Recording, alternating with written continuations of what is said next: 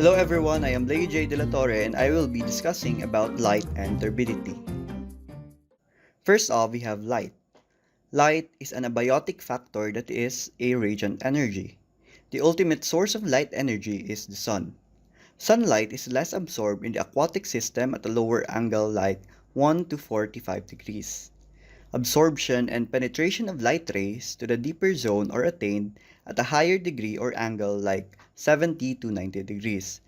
At a lower angle, more light rays are scattered or diffused and subsequently reflected into the atmosphere. Phytoplankton quickly respond to fertilization at greater absorption of light energy. Next, we have the functions of light. First, it supplies energy necessary for primary productivity such as photosynthesis.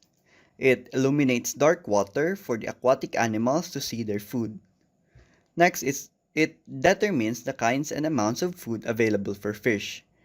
Light is also used for coloration of the body of the aquatic animals. And lastly, it triggers and directs movements of aquatic animals. Next, we have the factors affecting light absorption and penetration in the aquatic system's lower zone. Dissolved organic matter absorbs blue, violet, ultraviolet light more strongly. Phytoplankton absorbs light best within the red and orange part of the spectrum, but they absorb other colors to a lesser degree. Suspended minerals or matter tends to absorb light uniformly across the visible spectrum. The next topic that I will be discussing is turbidity. Turbidity is the degree to which dissolved substances, suspended solids, and plankton reduce the transparency of water. So here are the specific factors that causes turbidity. First, we have soil erosion. The eroded soil particles can be carried by storm water to surface water. This will increase the turbidity of the water body. Next, we have the mining wastes. Mine drainage is metal-rich water formed from a chemical reaction between water and rocks containing sulfur-bearing minerals. Third, we have sewage and sewerage effluent discharge. Turbidity in wastewater is caused when small particles mix with the water stream and stay in suspension due to the motion of the water. Next, we have the microbial breakdown of organic matter. Bacteria, although tiny, are particulate, so their mere presence causes light scattering. Bacteria tend to release or excrete poorly soluble or immiscible products, usually polymers, that also cause refractive layering or other patterns in the liquid. These dissolved substances, along with insoluble products including disintegrated biomass, contribute to turbidity. Lastly, we have the plankters or the phytoplankton and zooplankton. Suspended particles increase turbidity by absorbing light, while nutrients increases the growth of phytoplankton, which also absorbs light and thereby increasing turbidity. Next is the effects of turbidity. Turbidity restricts light penetration. It also causes gill damage to fishes and smothering of fish eggs and destruction of benthic organisms in ponds. Also, phytoplankton die off.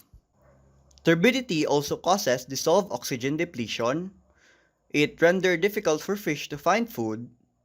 It also causes sedimentation and clogging of hatchery pumps, filters, and pipelines. So here we have the remedial measures in precipitating clay turbidity. Take note that these measurements are for small areas only. First is the application of calcium sulfate dihydrate or gypsum.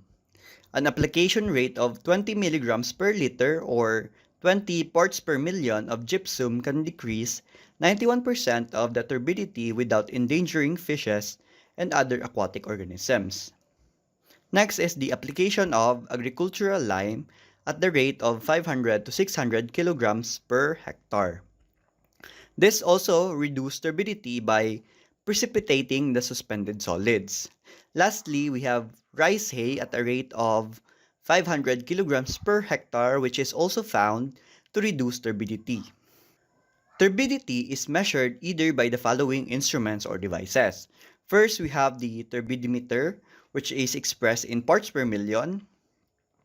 A weighing balance, which is used to weigh precipitates either in milligrams, grams, or kilograms.